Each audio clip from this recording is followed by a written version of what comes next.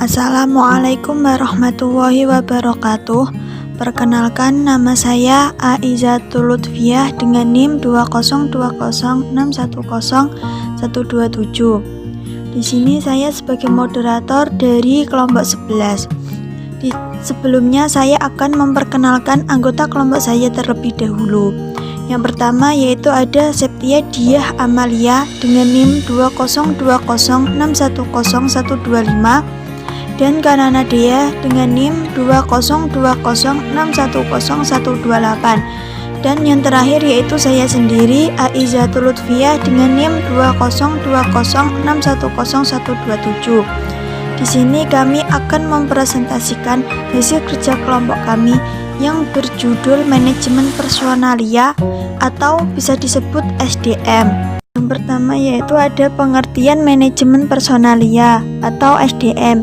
Manajemen personalia merupakan bagian dari manajemen yang berkaitan dengan manusia.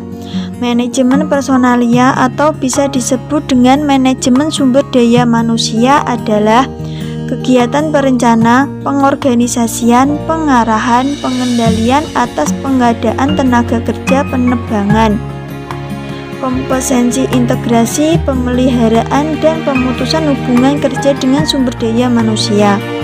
Menurut Stoner, manajemen sumber daya manusia adalah suatu prosedur berkelanjutan yang bertujuan untuk memasok suatu organisasi atau perusahaan dengan orang-orang yang tepat untuk ditempatkan pada posisi dan jabatan yang tepat pada saat organisasi memerlukannya. Materi berikutnya akan disampaikan kepada Saudari Kanana Dea.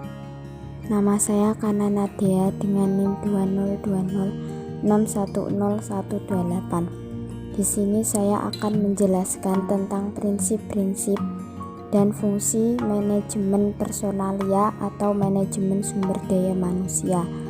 Yang pertama, prinsip-prinsip pengelompokan manajemen personalia dibedakan menjadi beberapa kriteria. A. Orientasi pada pelayanan. Dalam hal ini diupayakan agar sumber daya manusia akan selalu berusaha memenuhi kebutuhan dan keinginan para konsumen. B. Membangun kesempatan terhadap sumber daya manusia untuk berperan aktif dalam perusahaan untuk menciptakan semangat kerja dan memotivasi sumber daya manusia agar mampu menyelesaikan pekerjaan dengan baik. C. Mampu menumbuhkan jiwa wirausaha. Perusahaan yang memiliki semangat jiwa wirausaha harus mampu menciptakan kombinasi yang inovatif dan sumber daya keuangan, financial research, sumber daya manusia, human research, dan sumber daya operation research. Yang kedua, fungsi-fungsi manajemen sumber daya manusia.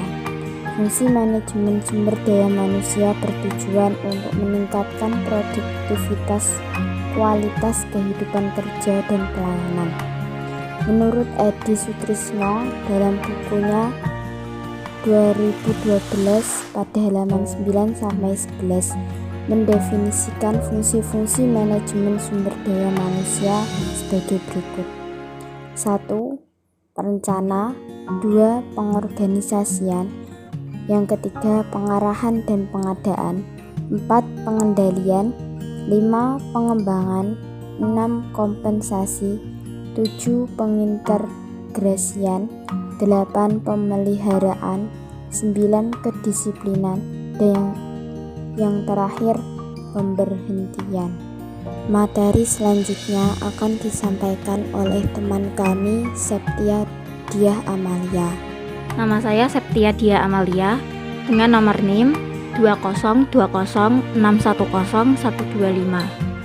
Di sini saya akan menjelaskan tentang manfaat sumber daya manusia yang baik untuk perusahaan maupun karyawan. Yang kedua, tujuan manajemen personalia. Dan yang ketiga, pendekatan manajemen personalia.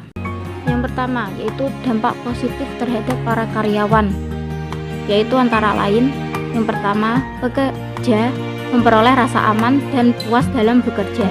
Yang kedua, pekerja memperoleh jaminan kesehatan dan keselamatan kerja. Yang ketiga, pekerja memperoleh keadilan.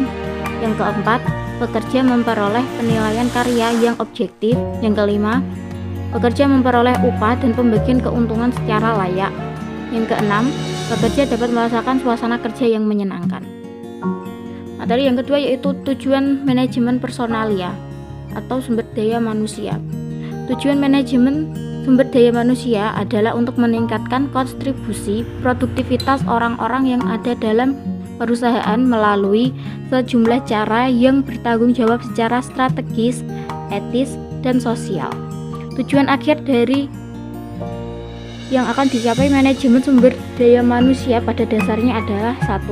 Meningkatkan efisiensi, efektivitas, dan produktivitas. Yang kedua, mengurangi tingkat perpindahan pegawai dan tingkat absensi.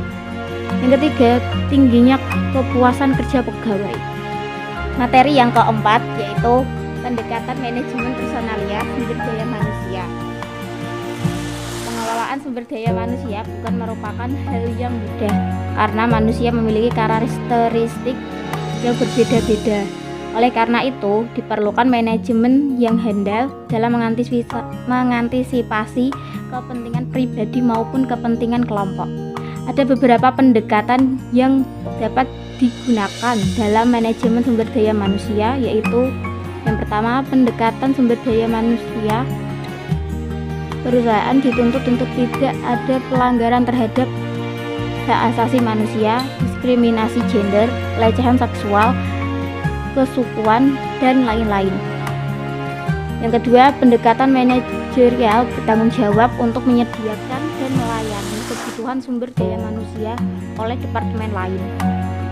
Yang ketiga, pendekatan sistem. Perusahaan harus mampu memanajerial seluruh sumber masukan sumber daya manusia yang ada dalam perusahaan. Yang keempat, pendekatan proaktif. Perusahaan harus mampu berkontribusi terhadap karyawan, manajer, dan organisasi dalam memberikan pemecahan masalah. Sekiranya seperti itu materi yang bisa kami sampaikan. Apabila ada tutur kata yang kurang berkenan di hati kalian, kami dari kelompok 11 minta maaf yang sebesar-besarnya. Dan apabila ada pertanyaan, kami persilahkan. Wassalamualaikum warahmatullahi wabarakatuh.